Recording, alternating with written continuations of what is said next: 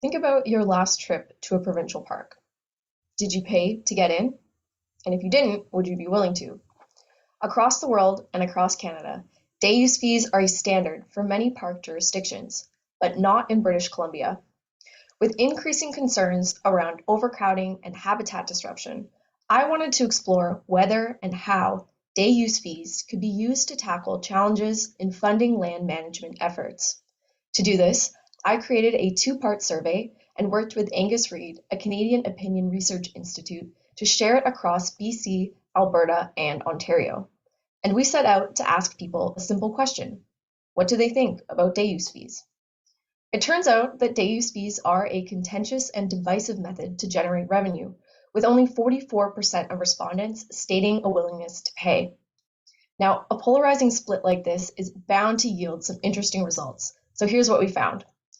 Of those who were willing to pay a day use fee, the top perceived benefits included having additional revenue for park facilities and maintenance, preserving nature for future generations, habitat conservation, and expanded recreational opportunities within the park boundaries. However, the oppositional majority were opinionated and quite vocal about their perceived critiques, which included a belief that park access is a human right and that they should be free for everyone to enjoy, a general distrust of how day use fee revenue would be managed by the provincial government, the desire to reduce their personal expenses in a province with an already high cost of living, and concern around the impact that an imposed fee would have on the low-income and marginalized groups who already have limited representation in the outdoors. When it came to solutions, many people agreed that BC parks should have a tiered pricing system, much like Ontario parks, or that access should be free for local residents, but out-of-province tourists should have to pay a fee, much like the state park system in Hawaii. People also stated that they want transparency on where their money was going within the park system.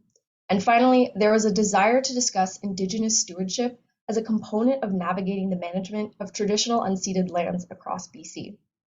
Interestingly, regardless of what side of the debate people were on, respondents were comfortable paying an average of $6.88 as an adult day use entrance fee and about $15.26 for day use parking.